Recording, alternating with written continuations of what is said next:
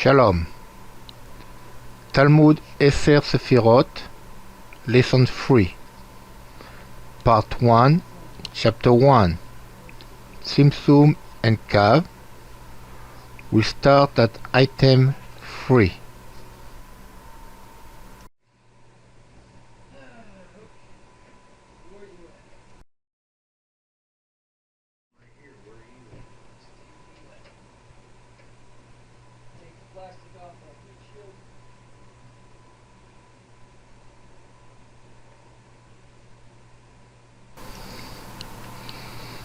Shalom. This will hopefully be a new series of videos discussing the book by the Baal HaSulam, Talmud Eser Sephirot. None of the narrators or people that express their understanding of the text in these videos proclaim to be rabbis or even experts on the text of the Talmud Eser Sephirot. We are a group of students that gather together and seek a better understanding of a text. We are in a sense a Ravruta. These videos are not endorsed, nor do they proclaim to be associated with the Kabbalist organization of Bnei Barur under Rav Michael Lettman, or any other Kabbalist group or organizations. We are of the belief that each individual has the knowledge of the world within, that all the Olamot and Sephirot are represented within each man, and in such, it is up to each individual to seek the understanding within oneself. We do not proclaim that our discussions here reveal the only understanding possible of the text. We ask from anyone listening to ask himself or herself what the text means to him or her, and how do they connect to it. Each will have a different understanding dependent upon where one found himself or herself on the path. We seek only to share our studies with others, seeking closeness to their Creator and the people about them. May He guide you in your studies and journeys on the path, and may God be with you. Peace and love. Lesson 3. Starting item 3. The Tzimtzum of the or around the middle point.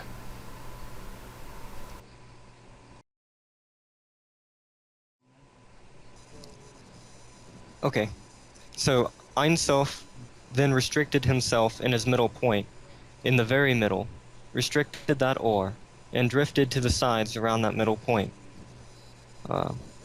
You already know the meaning of He is one, and His name one.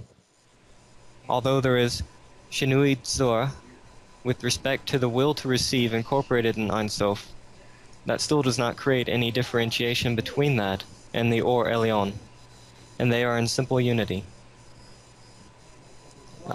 Still, this Shinui Tzura has become the reason and the cause of the creation of the Olamat, to bring the perfection of His deeds, His names and appellations to light, as the Rav says here. The creation of the Olamat and their concatenation down to Olam Hazeh created and renewed the possibility to give room for work in Torah and mitzvot, not in order to receive, but only to bestow contentment upon the Maker. It is then that the Neshamot become able to invert the form of the will to receive in them, which separates them from the Ma'atzil, into the form of the will to bestow contentment upon Him, which is what He wants. See item 90. This is the Hishtavut Surah with the Ma'atzil, called Devakut, adhesion, and unification. It is so because then they have already been stripped from the form of the will to receive and acquired the form of the will to bestow, being the form of the Ma'atzil himself. Okay, So just, but Philippe, if I'll just jump in just to clarify something.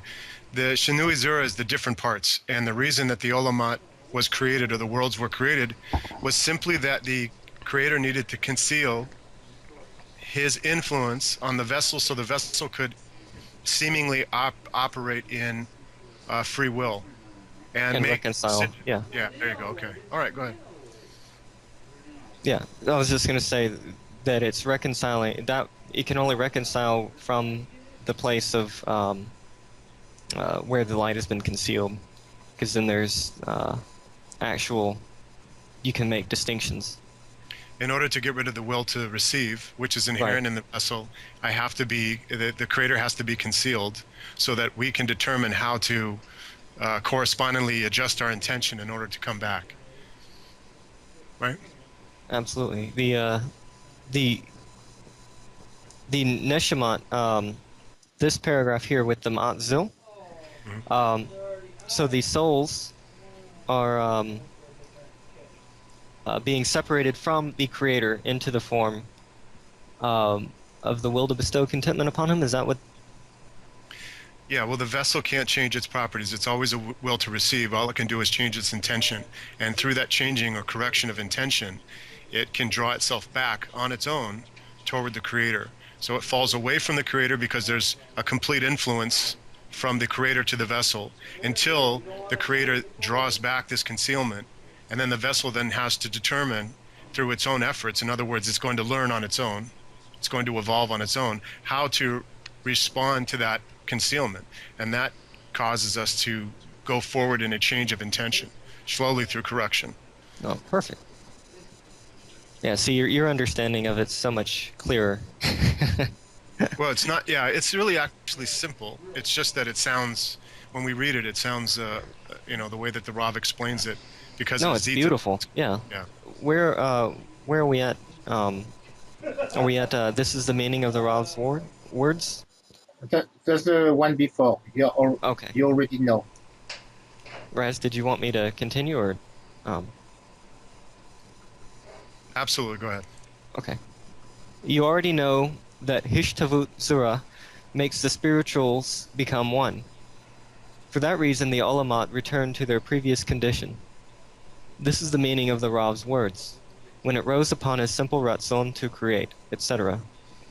It rose means that he increased the purification and devakut by diminishing the measure of the will to receive, imprinted in him, in order to equalize the form with the Or Elyon. The will to receive in Ein Sof, called Malhut di Ein Sof, or his name, did not have any dearth in devakut with the Or Elyon because of its Shinui Zura.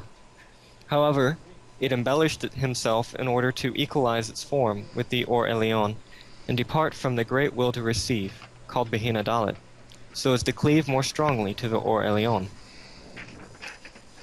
The proximity of the Zura makes for devakut. It is expressed in the words, it rose, meaning Malhut di Ein Sof, being the Ratzon Pashut, rose and cleaved to the Or Elyon, meaning diminished her will to receive. Okay, just so I think we should say this is speaking about the restriction, and not in the world of Abiyah, but in the world of AK here, where the first restriction, the Zimzum Aleph, took place on Malhut, so that the vessel could cleave to the Creator at that point. And this is prior to the breaking, obviously, but it's just mentioning as we fall down into these, where the Rav is slowly creating the worlds all the way down to Abiyah, it's saying here in this particular place there was a first restriction on the vessel, which I'll go into, and that was so that this was the adjustment that the vessel started to make in order to make some kind of differential between its level and pulling toward the Creator. So I think we'll go into this more, so go ahead. Okay. This is the meaning of the words of the Rav. Ein Sof then restricted himself. It has already been explained above, item 6, that the entire measure of Shafa and Or, and the height of the Netzal, are measured by the amount of the will to receive in him. Thus, since the above Malhut the Ein Sof restricted herself and diminished her will to receive, the Or and the Shafa departed due to the scantness of the desire. This is the meaning of the Zimzum. the ascent of the desire caused the departure of the shafa and the or from there. It is.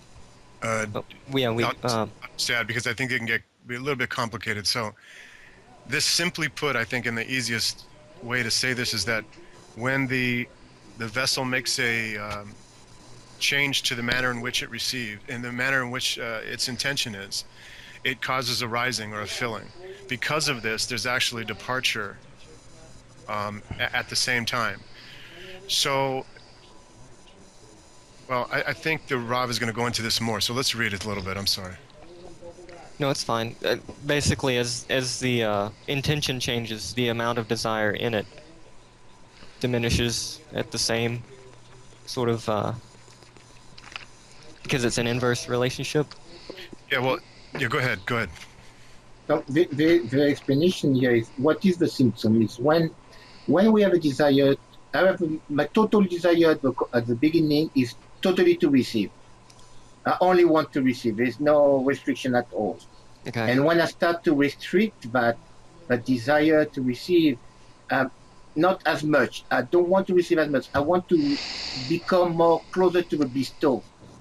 And that restriction that I cause on my own desire, on the desire within the kli, in regard to the light, that's what permit me to become closer and closer. So that's what that tzimtzum that they speak about here. Okay. Raz, did you want me to continue at item or at part 50? Yes. Yeah. Go ahead. Thanks. Okay.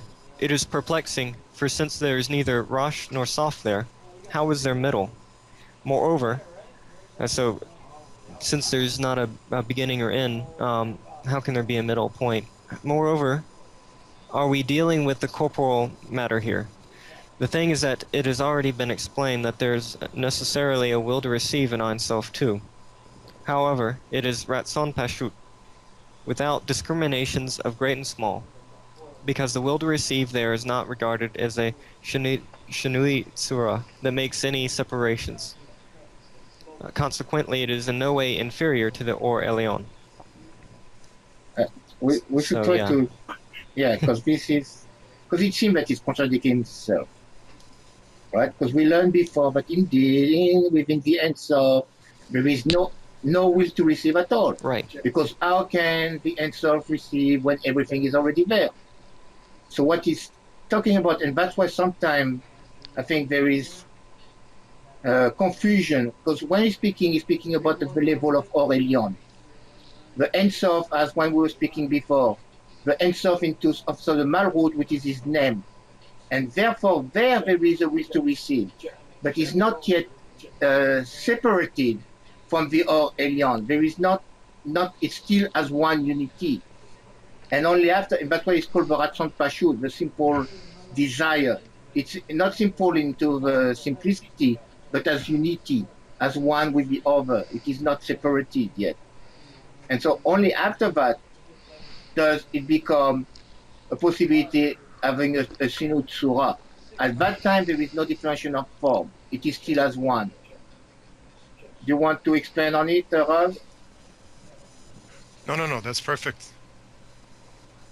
I was just looking at the fact that, so Malhut the Ein Sof is diminishing her will to receive, but this is of the world of infinity, correct? Malhut of that?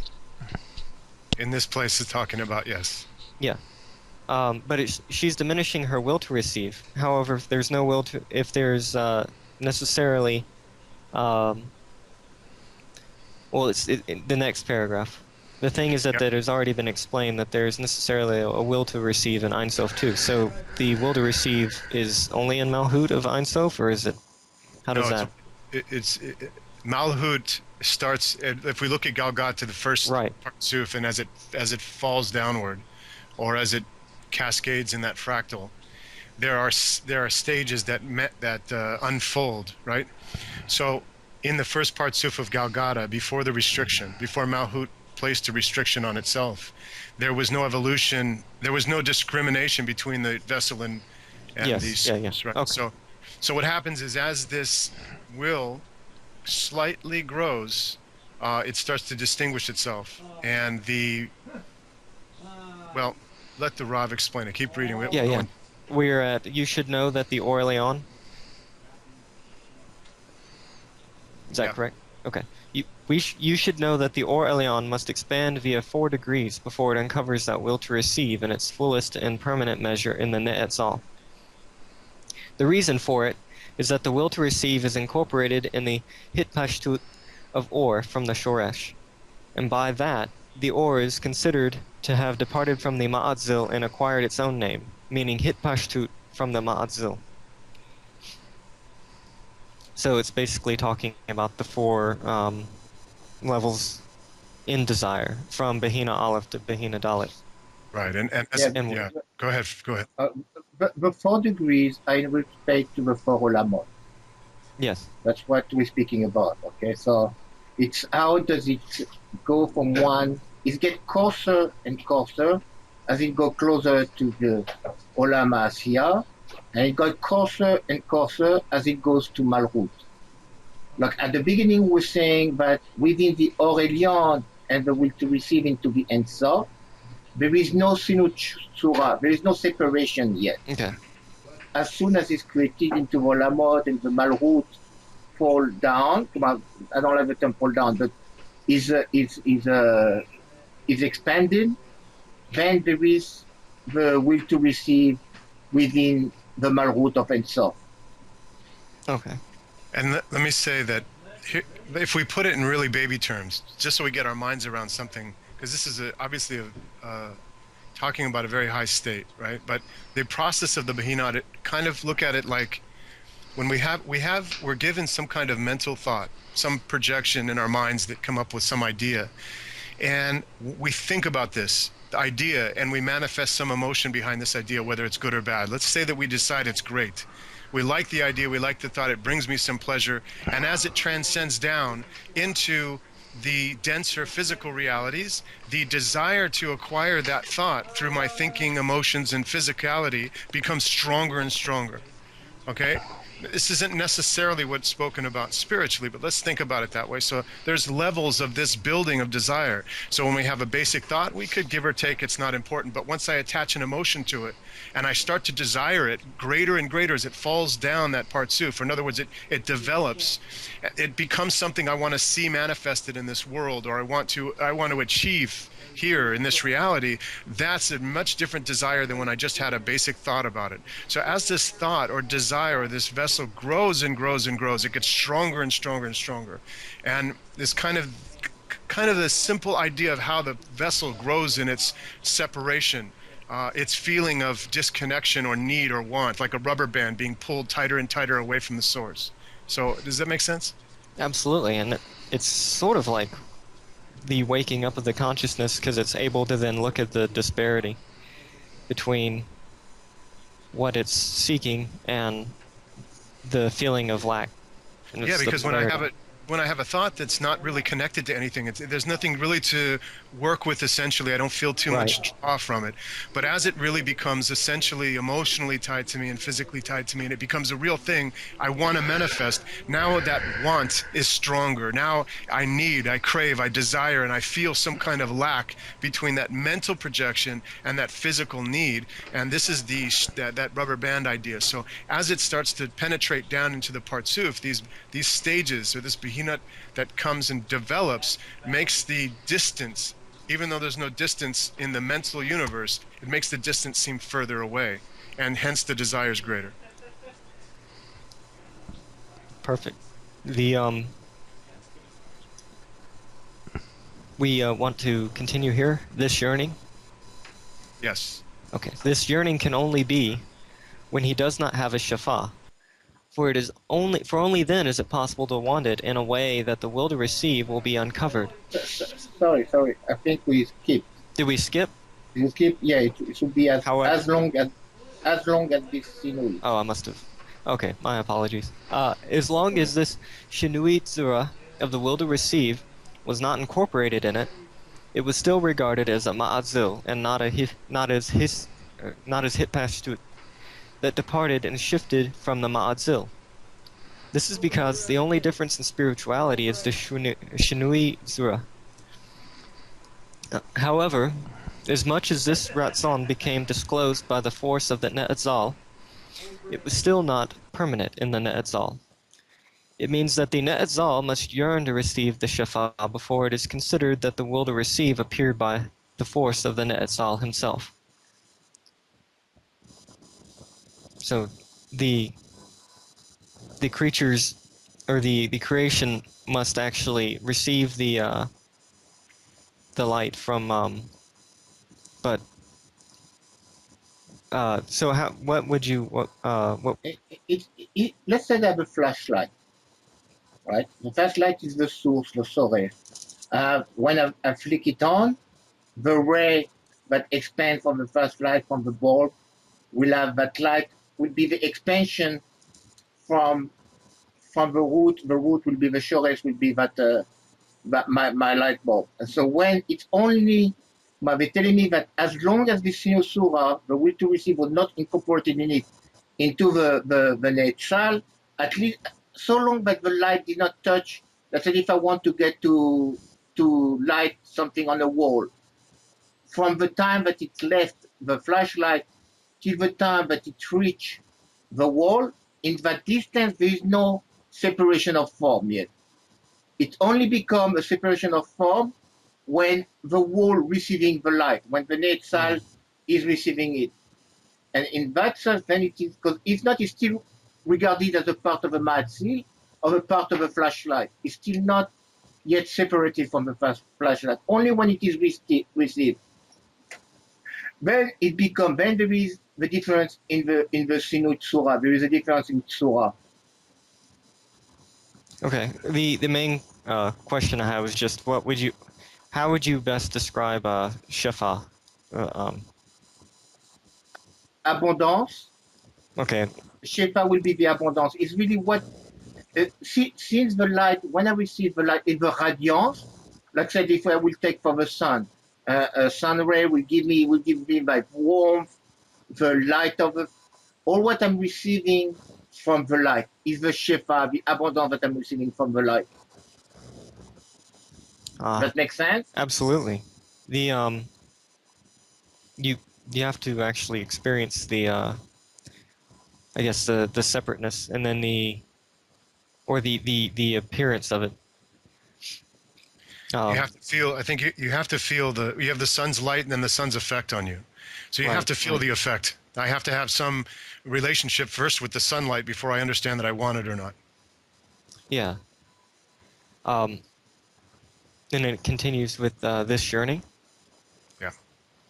This yearning can only be when he does not have the shefa, for only then is it possible to want it in a way that the will to receive will be uncovered through his own strength. It is then that the vessels of reception are completed permanently. And that's what was Raz was saying before. If I don't have a lack, if it is not lacking within me, then there is no reason for me for wanting it. So I have a feeling of what it is. I have a knowledge of what it is because I'm coming from there. I'm from the same root. Though I don't have, only when the yearning, when the desire within me comes that I want to receive that shefa, that abundance, is because indeed I'm realizing that I don't have it. And therefore then the desire can really come from me, from the Netzal. This is also actually a misuse of Kabbalah, if you want to call it that. But in all advertising, it's well known that the idea is to create within the person the lacking of some great sensation and then providing it through the product. So it's actually, this is how people are manipulated in general through marketing and advertising. You create through the emotions a need, a feeling of lack of some great sensation, and then attach it to your product or service, and that person has to go after it and get it. All right, the only difference is that in this example, the person and the product would have to have been coming from the same source. So. Well, the idea is that obviously, mechanically, physically, we can't use exact reference, but the idea is that I can act as if the creator, the light, and you are associated with my advertisement. simply by creating within you some kind of associated pleasure. I associate some pleasure, and then I take it away from you, essentially. So this is why sex is used in marketing. And we're going off topic here, but I'm just making an analogy Right. that all of this kind of the association is the same thing that the creator does with the vessel. It basically touches the light, and the vessel then desires it. And through this interaction is the whole, basically the wisdom, how this interaction works, and how we can reconcile the problem, which is the concealment. I know that, the last sentence we're reading, that the vessel is then completed permanently. We hear sometime in Kabbalah that we need the point in the art, that desire must start. And only when the desire starts, do we really have a vessel to receive. So long as I don't have it, I don't have a vessel yet. That's what he's telling me here. So long as there is not the yearning to be able to get the shefa, then I don't have yet a vessel to receive. So that starting point, like most of the Kabbalists speak about, that point in the heart, when that desire arose, then I have a vessel that's going to be there, and he's going to keep on going for me.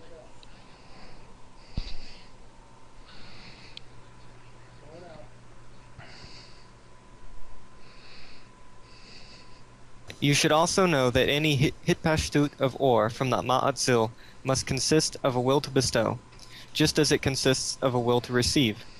Otherwise, the ma'atzil and the ne'etzal would have been an oppositeness of form, meaning a total separation. And the oppositeness of form would then depart from them from one another, as the west departs from the east. Okay. Well, let's try to explain this, because this seems, again, this sometimes is, and by the way, when you speak about the Rav, I think it means about the Ari, because that's come from the poem of the Ari that he's trying to comment on. So what he's telling me, he's telling us that when that is the expansion of the light that come from the Ma'atzil, from the Ein Sof, must consist of a will to bestow. So for the light to be able to be received, it has to be wanted to be given. But here, that's where I have a slide that try to maybe better understand it. Just as it consists of a will to receive. So again, I think it's what we were speaking before, but at that level, within the Ma'atzil, the Or, it has both the will to receive and the will to bestow, but it is not done as a separation of the Tzinut Surah. It has what we were calling before the Ratzon Pashut. It is unified. And when it gets, because if it will not, there will be no, one will be totally opposite of the other. So in the sense, the Ne'etzal, at the light that it receives, it has the capability of the will to receive, but is a part, and is not totally opposite of the or that's coming. Oh, right. Good. Does everyone see that? Yeah. The Sure. fact that there's shared attributes, so that the ma'atzil and the ne'etzal. Yeah, okay, so we have to understand one distinction, though, that the light itself contains potentially the idea to make the vessel have the will to bestow contained within it, and also the will to receive, but this doesn't exist in the creator, because we can get into an idea that the creator actually, if the light and the creator are one, then the creator has the will to receive as well. But this would mean imperfectness in the side of the creator. We have to be careful here. Right. I also think that this translation, to a certain extent, has some confusion. Yeah. So, How would you? well, here's the thing. I don't think that, I think that in the original words of the Baal Salam, commenting on the Arizal's work, I think that the idea is a little different. I think they went through this quickly and translated it the best they could, obviously. But I think what he's trying to say is that if the light only contains a will to receive, because the light is filling the vessel and giving the vessel illumination, it has nothing without the light. It's empty, it's done, it's just whole. There is only the one. If it doesn't also contain both properties, then we have a problem, because it's only going to fill and provide a will to receive to the vessel. Therefore, since it's all the vessel is, it would never have the ability to transform itself. So it's saying that the light contains two parts, sort of. It contains two attributes that don't necessarily exist in the creator, but this new attribute that was created in the light is given to the vessel so that it has this ability to transform itself, to use its intention. And it has to be contained somewhere in the light there. Otherwise, we get into the problem of how is the vessel moving on its own without any property given to it by the all. This makes a conundrum. Because otherwise then you say, well, then there are two gods here, right? You say that the creator gives only bestowing, gives only a light of reception, and then all of a sudden the vessel works on its own to create something new? No, it's not the case. The light contains both things. It contains a mixture of giving and taking. And we'll get into, he gets into this later, but it's worded a little weird. So you have to stumble through sometimes on this translation, so we'll do our best. Yeah, but oh, sorry. Go ahead, Philippe. And also, we have to remember this is after the Tzimtzum, right? We now after the level of the Tzimtzum, and when there is a restriction, that's why now it's happening. Like Ryan was trying to make. In the creator, there is no will to receive, as we explained before. It cannot be, because since it's the infinity, there's nothing that can be added to it. So therefore, there cannot be a reception desire there. But what I think is trying to emphasize here is that the will to bestow had to also be within the light of the will to receive. Because if not, the netzal, the kli, where that will come from, that will to bestow. But I think it's gonna expand after that. So Yes, it's definitely good. It does point out that it was the expansion of the light that was talking about having both properties, but it did get a little. It's also going to help us later understand the Or Hasadim and the Or Hakma too a little bit, and it'll go into that. So we'll get there. Okay. Are we at thus each or that expands? Right? Yes. So, okay. Thus, each or that expands from the Ma'atzil must be incorporated of a will to bestow as well, so that the Ne'etzal will have proximity of form with the Ma'atzil. When the will to bestow appears in the Ne'etzal, a great or nimshach to him from the Ma'atzil related to that awakening. This or is always referred to as or di Hasadim. You want to explain here also? Because I think it's... I would love to hear you. Go ahead. I know, all the time, huh? So, okay, yeah. I was just going to ask, what is the word nimshach? Nimshach, it's pulled. Limshor is to pull something. It's extended also. It's also the term extended. A great pull Not to him. The expansion, to expand is like the ispastut. It expand itself, and extend itself is from nimshar. Ani nimshar alav. I'm getting closer to it. I want, but I'm getting pulled for it. Yeah. Well, so what he's trying to say is that each light that depends from the ma'atzil, but expand from the ma'atzil, which is the emanator, must be incorporated of a will to bestow as well, which means there is also within it that attribute.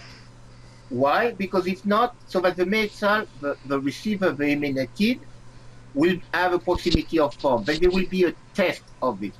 There will be it's like there is a grain of an essence of it for the netzal to be able to desire the ma'atzil. If not, there will be no. If I'm only a will to receive, there will be no awareness of a possibility of an emanator, of a creator. So therefore, because there is a test within it of that quality, then I can yearn to be able to get to get closer to the ma'atzil.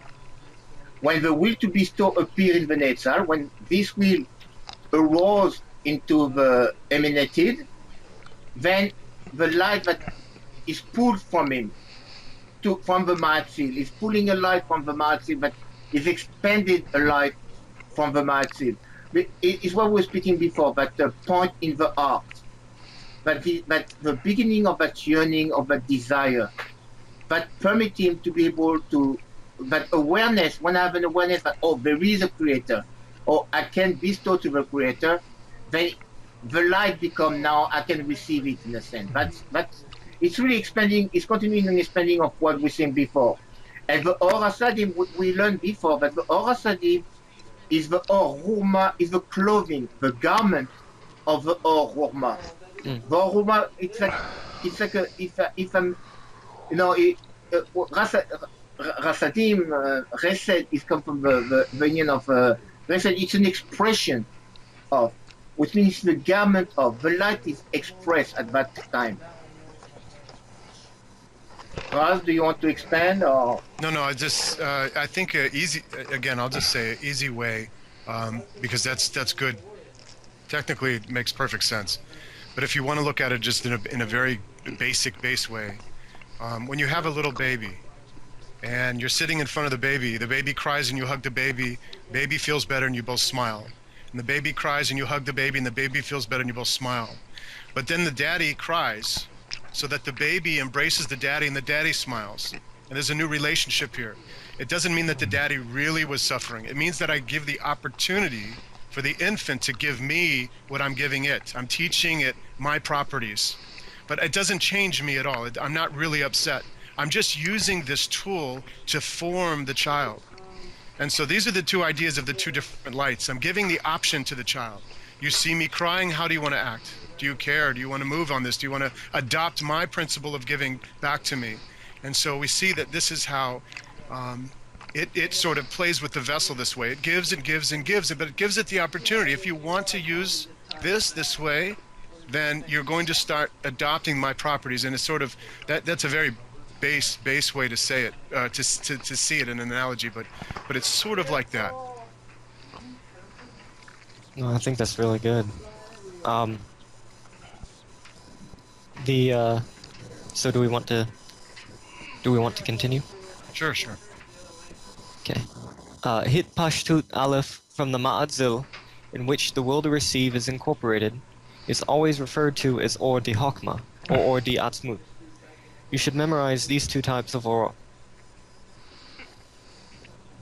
So when it's talking about, memorizing, or quote, putting to memory Or Hasadim and Or Hokmah, since Or Hasadim is what clothes Or Hokmah. Yes. Or is there a distinction between Or di Hokmah and Or di Atzmut? We can go into it in very great detail, but I don't want to jump ahead of the. Okay. Yeah. So. But in essence, here it's telling me that it is the same. That's what I think. But it's two type of Or, because the Oruma is really the spark of a light. That's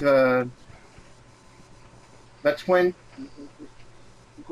it's really at the beginning when the light is expressed. It's that spark. The Or the Atzmut of its essence is really when and here it's difficult because we're speaking about terminology that really is not the language does not give it is virtue. It's right, but one and the other are very similar. But I must remember that there is a slight difference between them. One is within, and one is expressed. Is the starting of the expression of it. It's like the before the thought comes, there is into the brain, there is already the starting of a thought. But the thought is not yet conceived per se. When the Oruma, it's when it is conceived. The Or Atzmut is when it is yet to be conceived, but it is there. And after that, when it gets into the garment, when it is expressed, then it becomes Or Hasadim. I know it's a little difficult. Hopefully he's explaining this later on. Yeah, it's good. It's exactly right. If we look back at the baby relationship, I'm giving the baby love, and the baby's receiving my love, and the baby then gives me love, and the baby receives pleasure in both of these scenarios. So the pleasure or the light, the connection is the same thing, but just the manner in which the pleasure was received changes slightly, but in all actuality, it's all just expression. I'm giving the baby something, the baby's feeling something from it, the baby's giving me something, the baby's feeling something. That feeling is the same. The sensation to the child is still loving. It's still that pleasurable light that it longs for. It's just changing the nature in which it's calling these two different actions, two different things, but in reality, it's just love, right? Right. So that's an easy, again, it's just a base way to see it. Again, it's more complicated, but we just make it easier to wrap our heads around it since our peanut brains are you know. So go ahead. No, it's good. Are we at the second or? Yes. The second or, being or de Hasadim, is much lower than the first or, being or de Hokmah. That is because it is extended by the Hitgarbrut and the awakening of the Ne'etzal by its own force, as he wants to equalize his form with the Ma'atzil, for which reason he intensifies himself and awakens toward the will to bestow. Okay, maybe we can again try to understand what he's saying here.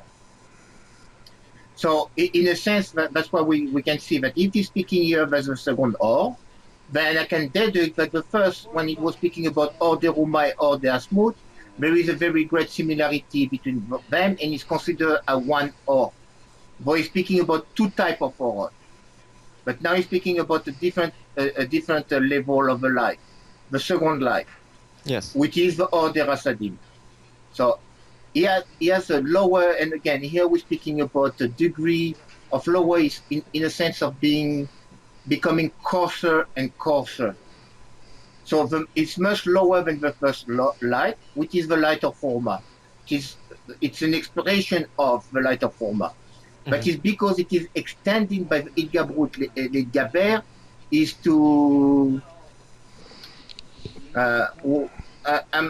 I'm wrestling with something and I'm over conquering it. I'm conquering something. I'm big gaber above something. It means that I'm able to overcome something.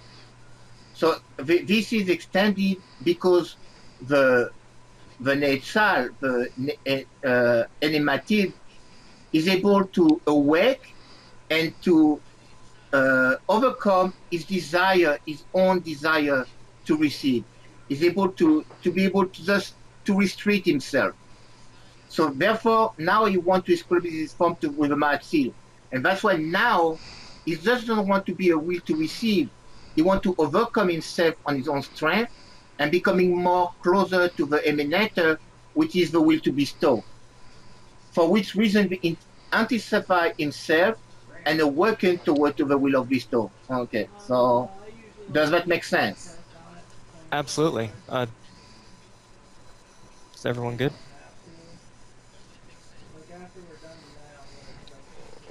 Yeah, we can keep on. So, However, Hitpashtut Aleph, being or de Hokmah, Nimshach directly from the Ma'atzil, and the Ne'etzal has no part in its extension.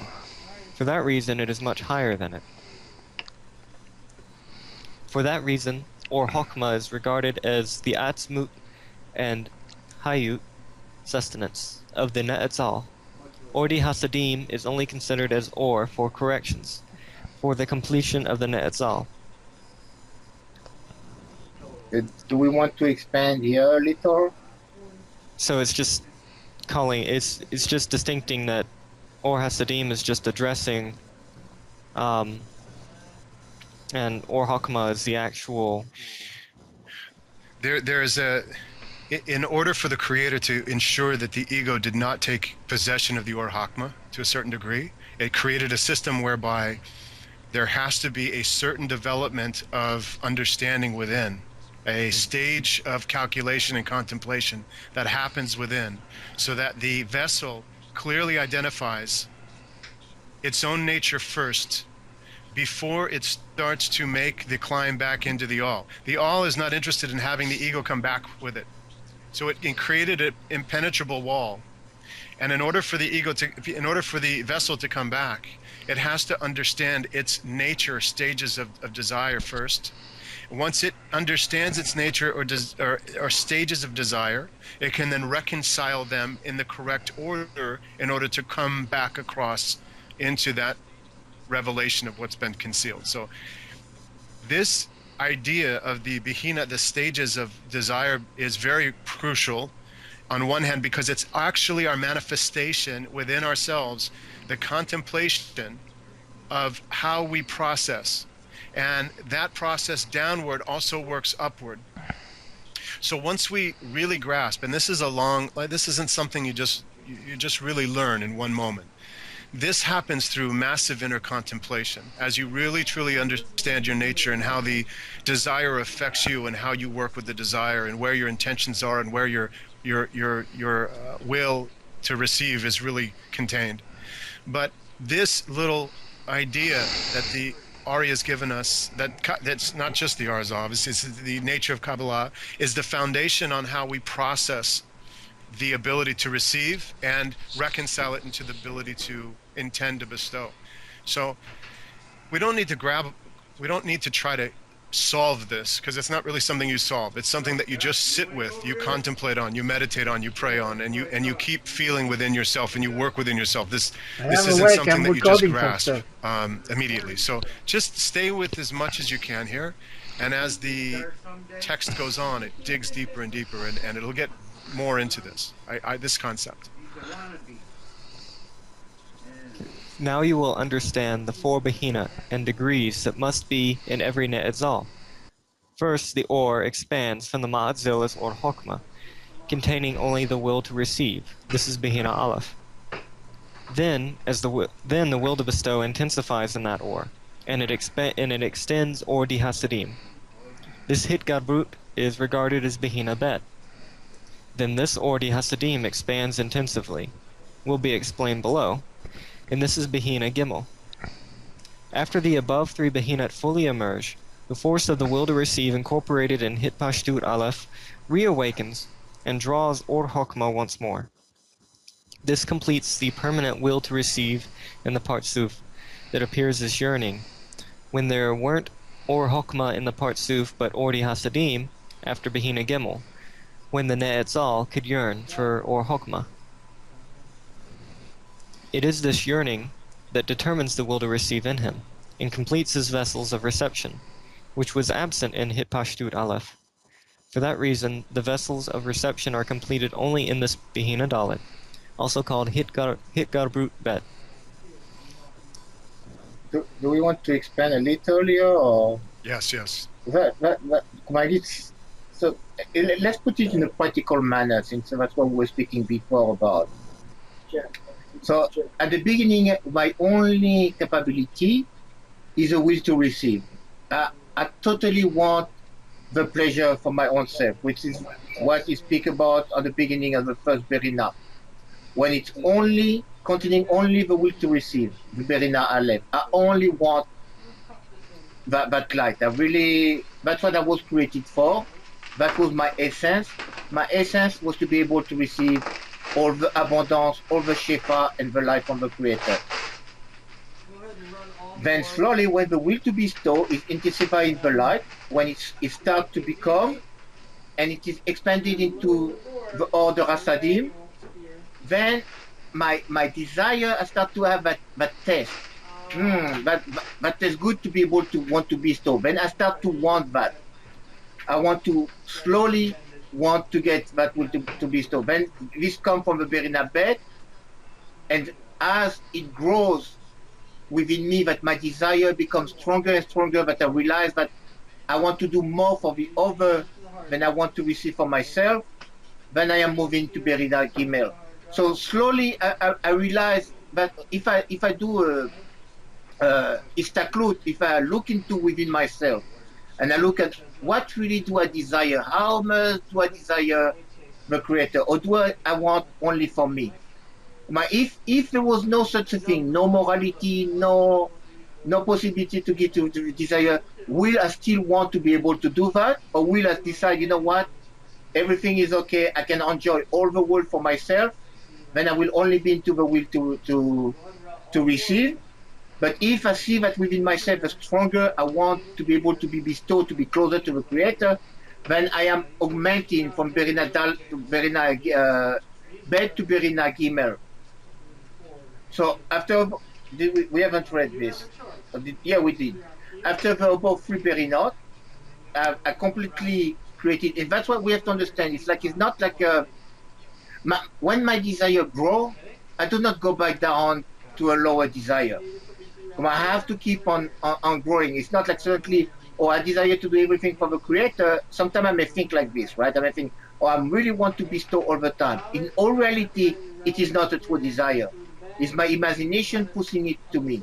When the desire is really built within me and is really existing within me, it becomes there. So after those three berina fully emerge, the force of the will to receive incorporated in the Ispastut Aleph, in the first expansion, is reawakened. Within me, suddenly there is that I want to be able to receive. Because why? So I can give, not because I want to receive for myself. And therefore, the Oruma is then expanded again. And this completes the permanent will to receive in the part 2. Which means now the will to receive is not only as a phase to only receive for my own benefit, but it is to receive so I can give back. Is it comprehensible? Absolutely. And these you also can relate the desires to the complete and incomplete Rasha and the Benoni in that way, so that Behina Gimel would be the point in the incomplete Rasha that desires the will to bestow. Just to clarify, the Benoni has two places underneath. There are two places in Benoni. It's one is above, one is below. Actually, same place where the lower restriction on Bina, on Gar and Zat happen in the lower worlds. But I can get in. We can talk about that another time though, because I think that drifts way off the point. Oh, but my yeah, apologies. I thought No. We'll go into that. But I know what you're saying. You're right. It does equate, and there is some amount of. You can take the Tanya and wrap it around this because it's the same wisdom.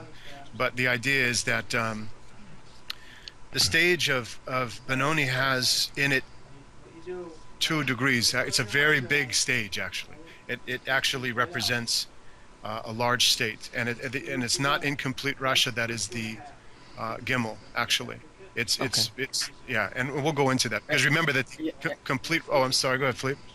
No, but just further, I will put a link on the Alchemist. But we did a discussion a while ago about those 2 comparisons between those restrictions and the 4 degrees of the righteous, the complete righteous, the not so complete righteous, the Benoni, the complete Rasha, and the not so complete Rasha in the restriction Aleph, restriction bed. So we already had a discussion one time, but I recorded and made a video, so I will send you the link of it so you can have it.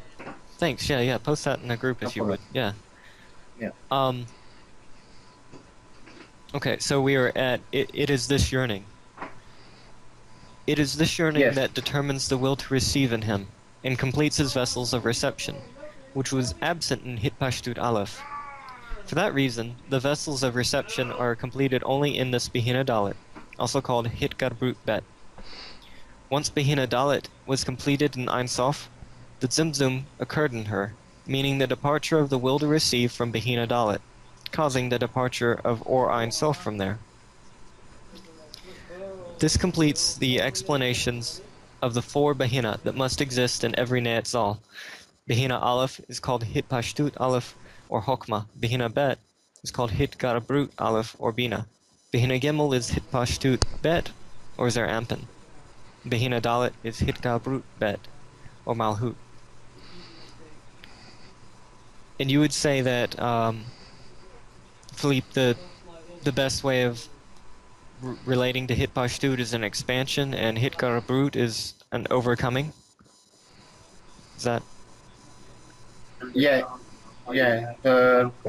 Hitpashtut is to expand, an expansion, and the Hitgarbrut will be to an overcoming of it.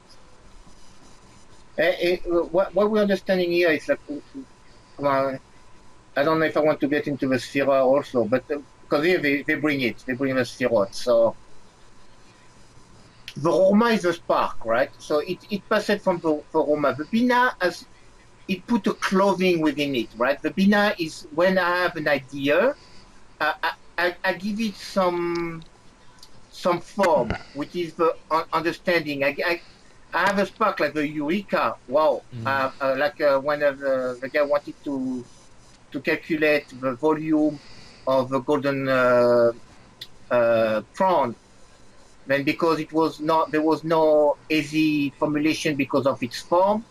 So he found out that when he took his bath, when he went into the bath and see the displacement of the water, he had the eureka. That was the Roma. There is a spark. There's wow. Then when he confined it, understanding that then he can calculate the volume of a crown in doing the same thing, in putting it into the water that will permit him, he gave a clothing to that idea. He put it in a perspective, which is the benign. That's why that is passed through, that it gave root. There is an overcoming of what the idea was at the beginning. Bet is the expression of it. The Zererampim are what we call, in a sense, the emotional Sephirot. Because what emotion do? Emotion, it's an expression of a thought. When I speak of words or I feel something, I am expressing or I am sensing what the idea that I will have into my head.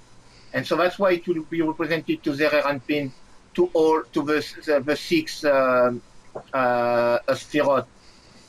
And the last one is a Malchut. Malchut is really the living part, is when it becomes integral part into the life. And that's why it becomes, suddenly it is final. It is where the feeling is expressed. It's not only in sensation that I have, but now I'm doing something with it. I am expressing it. Does that make sense? Yes, absolutely. We're underneath that, right? Directly underneath. The two expansions are regarded as males, for they are shafa that extend from the ma'atzil. Hit pashtut aleph is shafav or hokmah, and hit pashtut bet is shafav or di hasadim. The two hit. Sorry to stop you. No, it's fine. Like I was just thinking, so just before, the malchut is the outcome, in a sense. Right. The act. Okay. Hurma is the conception. I'm conceiving it. Yes. The bina is the complexion of it. Is when it is expressed. Understood. Yeah. And the malchut is the outcome when it comes out. Okay. So I'll just start this paragraph. The two expansions are regarded as males, for they are shafa that extend from the ma'atzil. Hit pashtut aleph is shafa of or hokmah, and hit pashtut bet is shafa of or di hasadim. The two hit gabriut are regarded as two females, for they are an awakening of the ne'etzal and the intensification of the ratzon by his own power. Right. So it's just making distinction between the or coming and interacting, and the action of the vessel towards the. I'm sorry, Philippe. Yeah. What I'm trying, what here is going to new term, but sometimes we hear a lot into the Kabbalah, the gender concept, right? The male concept and the female concept. So the male concept here, according to what they're telling me, is really within the will to bestow, because it comes from the ma'atzil, it comes from the emanator, it's a desire to give. So I'm putting it out, but then the female is considered to the will to receive. It permits to be able to accept it. But within it, when at the first level of the or, when the oruma only will to bestow at the first level of the male, it's only out. It does not have yet that capability to differentiate.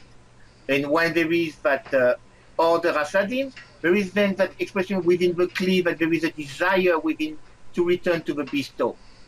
On the other side, when my first Gabrut, my first overcoming is to be able to just to be able to give. That's all I want to be able to do, just to be able to give.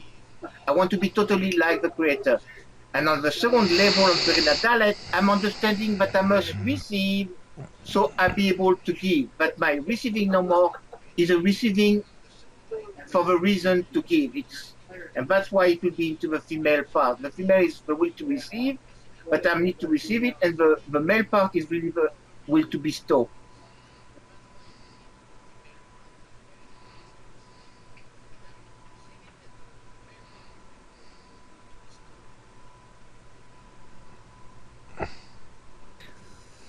So shall I continue here? Yes, please. Okay.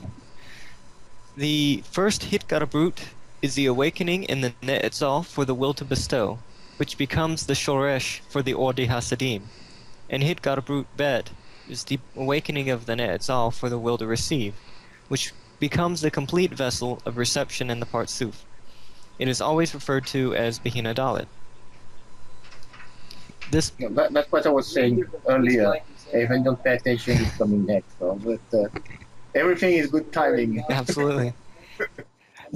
This Behina Dalet is called the middle point in Ein Sof. It is that which the Rav refers to when he says restricted himself in his middle point. It is called by that name, for it is a vessel of reception for Or Ein Sof, which is immeasurable and boundless. For that reason, it is... Yeah? No, I was just going to say, if we to bring this down to maybe something that we can grab onto. If we look at the right brain, it takes the place of Hakma, okay, and the left brain is sort of the place of Behina, okay. Then the emotions are Gimel or Zerampin, and the lower desires are considered Malhut. So Malhut is the ultimate that considered the sexual desire, the baseness in the world, however you want to label that, is the center of everything, because it's the ultimate receiving vessel. It just wants, it'll take. It's the female that wants it, will take and take and take as a vacuum. The idea of Zerampin is the emotional side, and this has a lot of flavor of giving. In other words, when I'm loving, I want to love. When I feel joy, I want to give joy. Okay, when I feel hate, I want to give hate. It's sort of I take and give in these six Sephirot. In the same way, if we look up at Bina takes what Malhut gives it and it chops it up. It calculates it, right? It wants to divide and conquer, and the right brain is sort of that male flowing all connectedness of thought. There's no real restriction on it yet.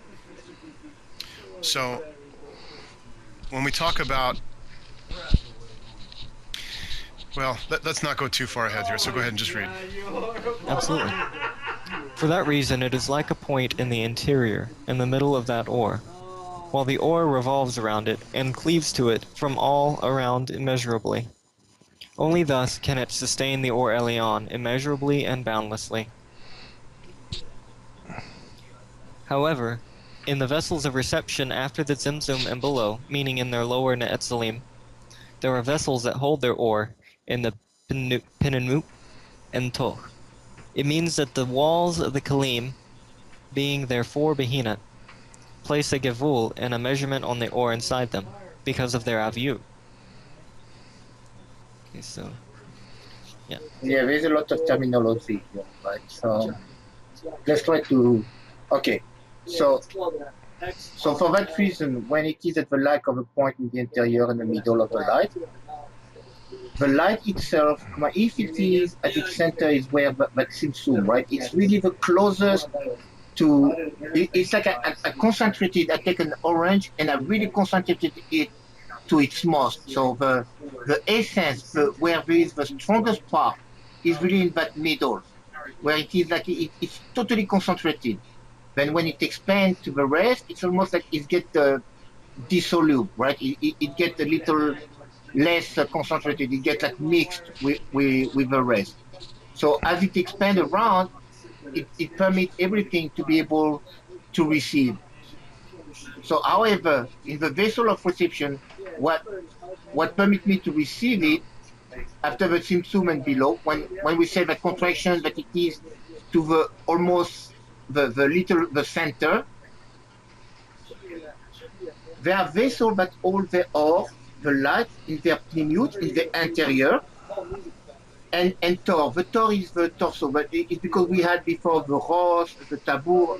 Ah, Though it's not exactly, we have to be careful. The terminology seems as a terminology of the partsuf of the body. That's why all those terminology speak about. But Huh? what does that mean? What does that mean What? into the concept of a light? But what is the part Well, I'm in the middle when of we're speaking recording of and a tor timing. within the I'm timing partsuf? my It's what you're telling me that there is my a PowerPoint. I gvul, cannot a leave. border already, the mashar within between the rosh and the But I'll tor take a and the body. piece. Let's say we have a neck. Let's look at even that is not accurate, right? But there is the head, and there is a part in between the head and the body, which is the neck. So that neck is that wool, is that borders, that restricted, that will permit it to restrict the wall. And this permit me to be able to evaluate. And the youth is like how it is that thickness, but it's also the coarser, is less, is more less pure. It becomes coarser when it is holding into because it takes part of the clay itself. So the light become more Huh? uh, Yeah, take more. how I would say that What? Strong. it gets What impregnated did you say? by the No, clay. not yet. The clay impregnated itself into the light, and that's why it became coarser, less pure. It became an aviyut. It gets some so-called impurity within it. because of the strength. Yeah. Because we decide to hold onto it. So holding onto the light into my inner, into my own part is what they're telling me that the body start to get it. It's like I'm not. It does not get like that purity that if I will get it back out now, but it Right. gets impregnated within me.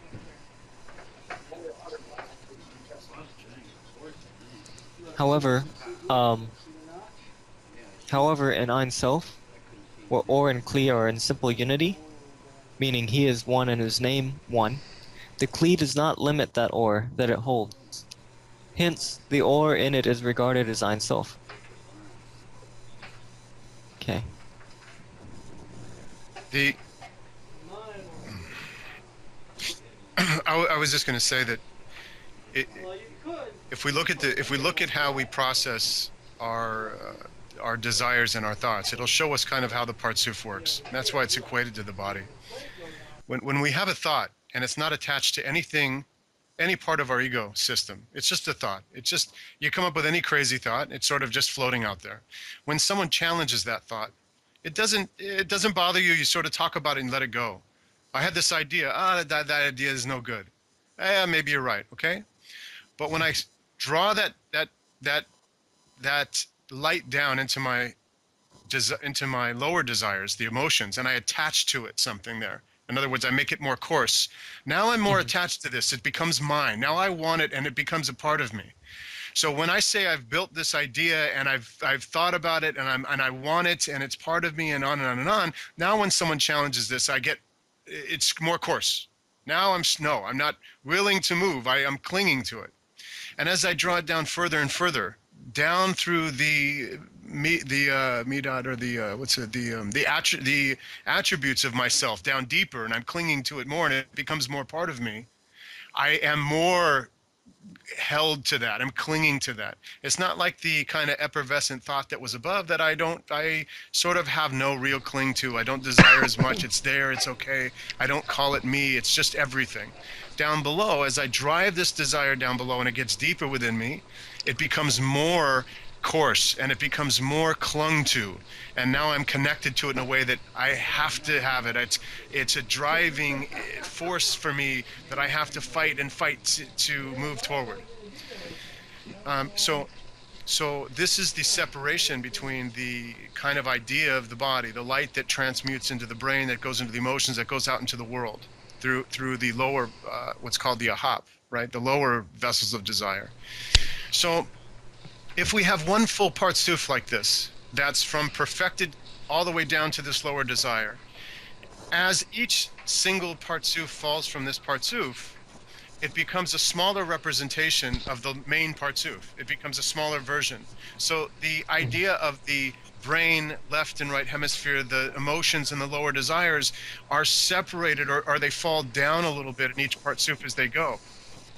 So the place that the lowest partsuf calls its brain, its source, its place of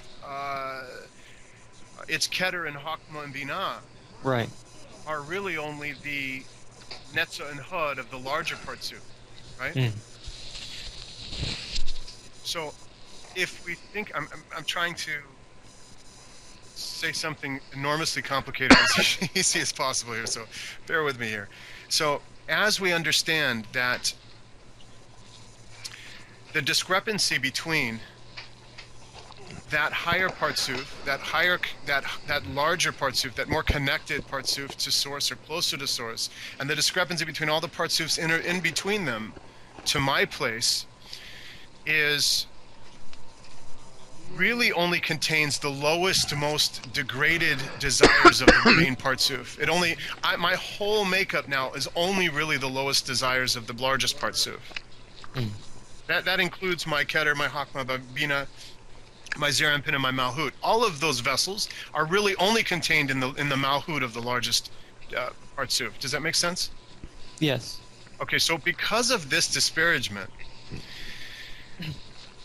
what I consider to be what the Rav is talking about, these behinat of the vessels, doesn't apply to me the same way as it does to that partsuf. I start really only at the place of just pure reception, even though I contain a keter, a hakma, a bina, a zerampin, a malhut. These still are really just contained in the lowest desire of the biggest one. And so the idea here is that okay, so let me stop myself there, because we're going to end up jumping too far ahead, I think. So I apologize. Let's just go. Well, yeah, I think we'll actually get there as we complete Yeah. item 3, at least Yeah. to a part. Now we have thoroughly explained. Oh, are we at here? Did I read? Yeah. Okay. Now we have thoroughly explained the issue of the middle point in Ein Sof. We have shown that it does not refer to a corporeal and tangible place and area, but Bihina Dalet, which is incorporated in Ein Sof, is called by that name to indicate its simple unity with the Or Elyon. Also, the Zimzum in that middle point has already been explained above. The term spiritual distance has already been explained in item 30. It has also been explained that there weren't any distance between Ein Sof and the middle point, meaning between the Or and the Kli. However, after it restricted the Or from its middle point, it uncovered a Shinui Tsura from the Or. That is because the Or hasn't any will to receive, but the point is indeed a will to receive, which differs from the Or. Because their Tsura is different, they are as far apart from each other as is the distance between them. This is what the Rav meant in the word drifted. The above-mentioned 4 Behinat are also called 4 sides. The Rav tells us that although the Zimzum was only in the middle point, meaning Bihina Dalet, the Or nonetheless departed from all 4 Behina as well. It happened because there is no partial in spirituality, and thus it departed from the 3 Behina as well.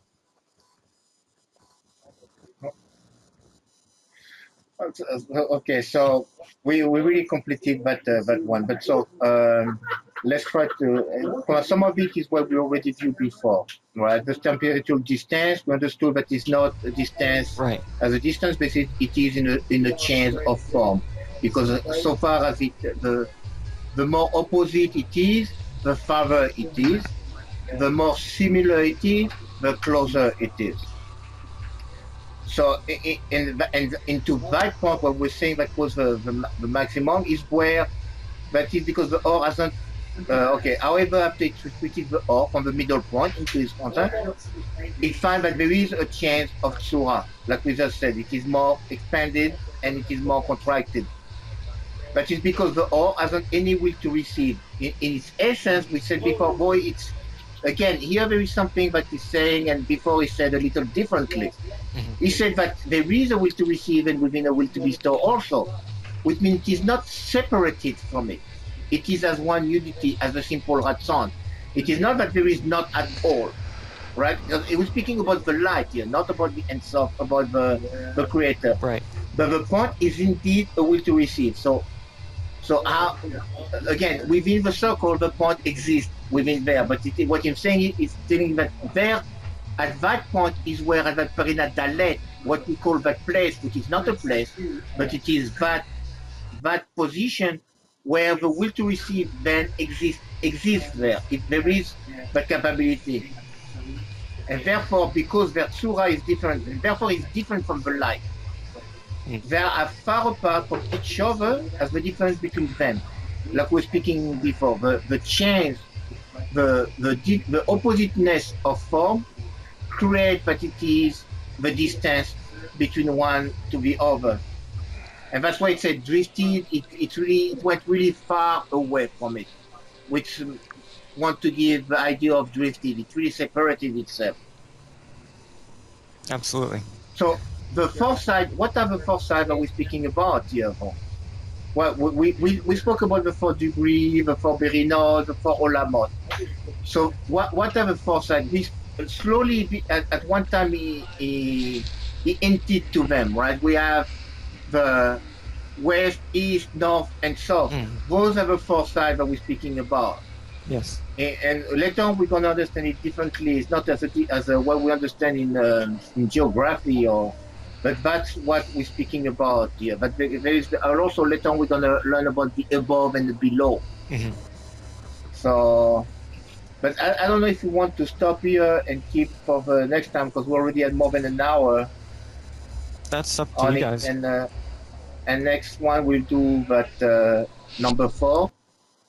And if people want to, we can discuss now what we just learned and try to expand or try to, if there's any questions.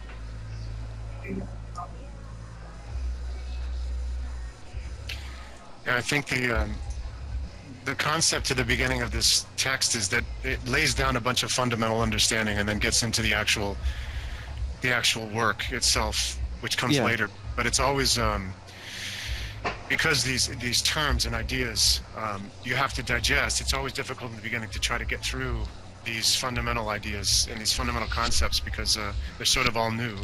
They don't relate really to physicality the way we see it out in the outside world. They all relate to our inner sensations, and it's a little difficult to grasp at first. But they lay the foundation down, and we get into the meat and potatoes of the work here at some point. Absolutely. It's good to get a sensation of where, at what point. It's very important to know whether they're talking about something that's going on before the restriction or something that the vessel does in changing its properties or allowing the light to change its properties. Yeah, there's always an issue when we read TES about where is this in terms of me today, tomorrow, and yesterday. Has this happened prior to me being here in this existence? Is this happening now? But in the spiritual thought of things, right. We are going to merge into this idea once we create what's called the lower worlds of Abia, and then we can see our world form down there and actually then begin understanding how we got there, which is really the beginning of all this. How did we actually get to the place we are? And then we can go into the actual returning or the process of correction. Just wanted to note that we all aware that this text, what we're reading now, it's really an expansion of the poem that was written by the Ari, The Tree of Life. Right. So it's really getting through that poem to try to understand it.